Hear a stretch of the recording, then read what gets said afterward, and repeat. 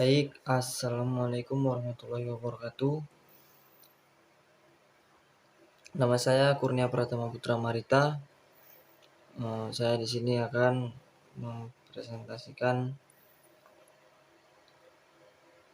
hasil kerja saya di tugas rutin yang ketiga dalam mata kuliah Media dan TIK untuk pembelajaran RI.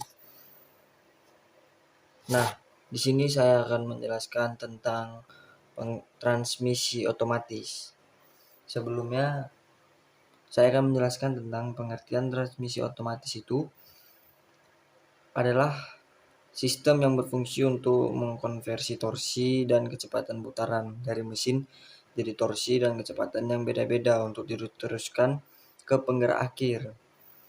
Konversi ini merubah kecepatan putar yang tinggi menjadi lebih rendah tetapi lebih bertenaga atau sebaliknya. Nah, jadi simpelnya gini, transmisi itu adalah sumber tenaga untuk penggerak dari sebuah kendaraan.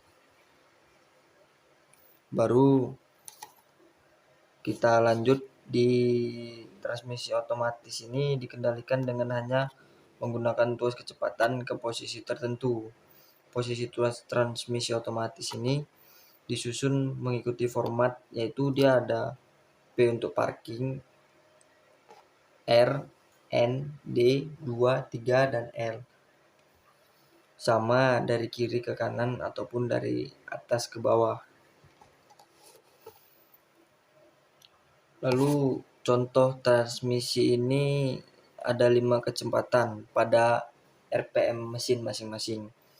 Yang seperti saya bilang tadi, dengan gigi nomor 1 yaitu rasio gearnya itu 3000,769. RPM pada poros keluar 1167. Yang dimana gigi 1 ini poros rasio gear itu lebih besar, tetapi tenaganya lebih kuat.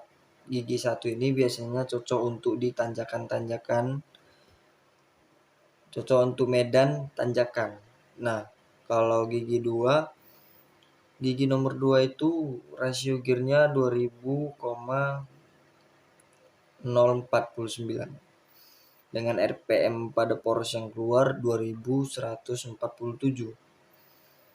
Di sini sama, gigi 2 itu cocok untuk medan jalan yang tanjakan tetapi tidak curam.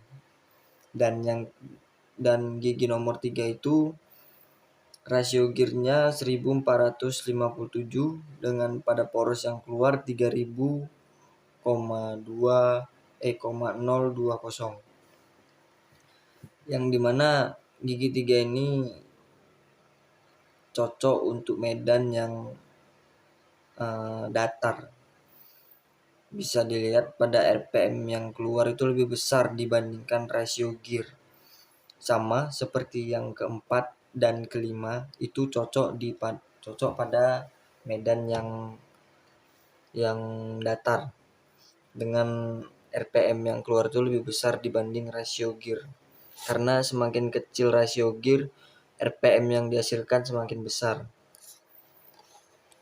Kita lanjut komponen utama transmisi otomatis. Nah, di transmisi otomatis ini ada torque converter. Fungsi dari torque converter ini adalah melipat gandakan momen yang dihasilkan oleh mesin. Yang kedua, menjadi kopling otomatis yang mengirimkan momen mesin menuju ke transmisi. Yang ketiga, menyerap getaran mesin. Yang keempat, melembutkan putaran mesin. Dan yang kelima, sebagai pompa oli ke hydraulic control system. Cara kerjanya yaitu torque converters ini diambil dari dua kipas angin yang dipasang saling berhadapan, di mana kipas yang satu dialiri arus listrik PLN sementara yang satunya dibiarkan tanpa dialiri arus listrik. Pada hal ini kipas yang tidak dialiri arus listrik itu akan ikut berputar karena tertiup angin dari kipas yang berada di hadapannya dengan arah yang sama. Prinsip dasar inilah yang digunakan pada torque converter. Sampai sini mudah-mudahan semua paham.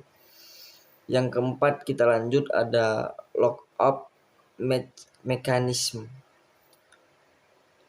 Torque converter tidak selamanya menyalurkan tenaga putar ke transmisi dengan perbandingan 1:1, tapi ada sebagian kecil tenaga yaitu sekitar 4:5% yang hilang. Hal ini tentunya sangat merugikan karena mengakibatkan pemborosan bahan bakar.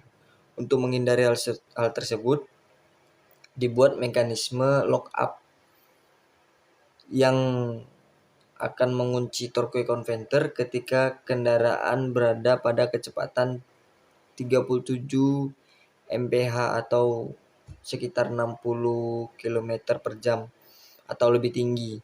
Ketika mekanisme ini bekerja, maka tenaga putar dari mesin akan disalurkan 100% menuju transmisi.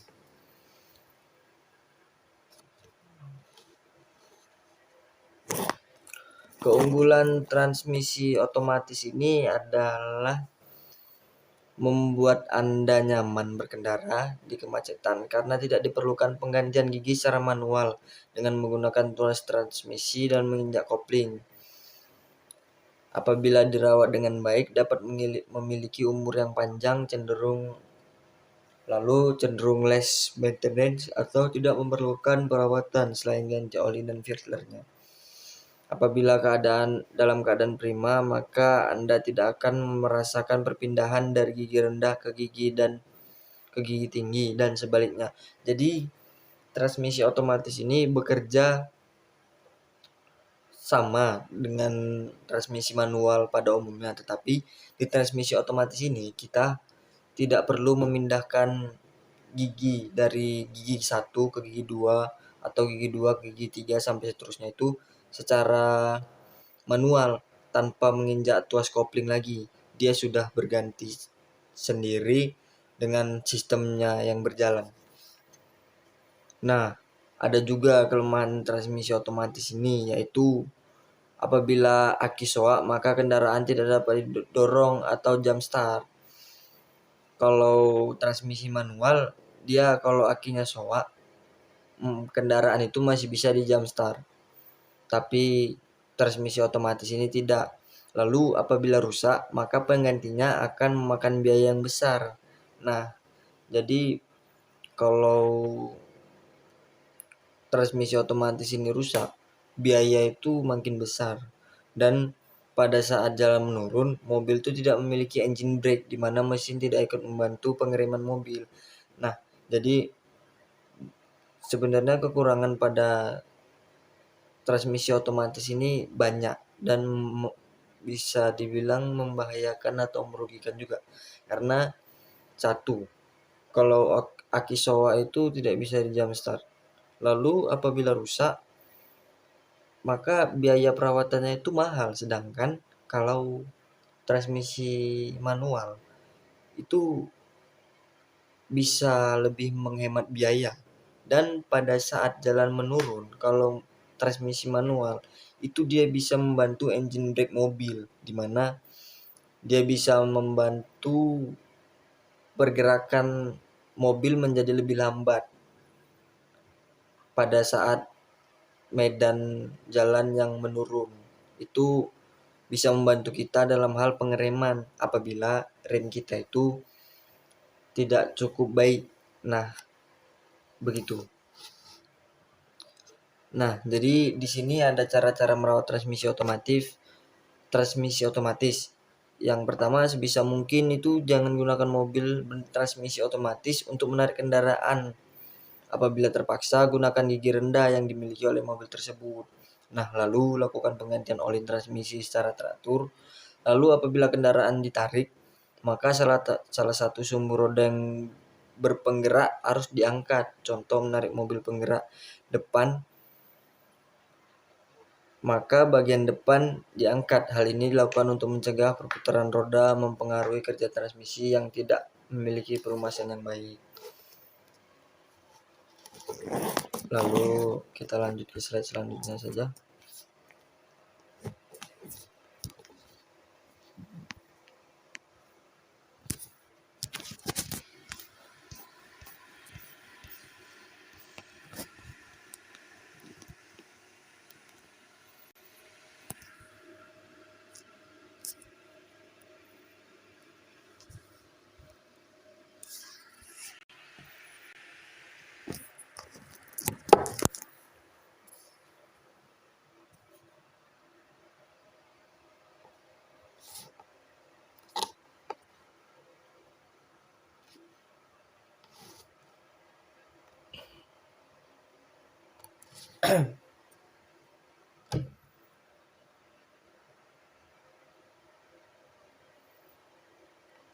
Ya, baik, itu saja yang dapat saya sampaikan pada transmisi otomatis ini.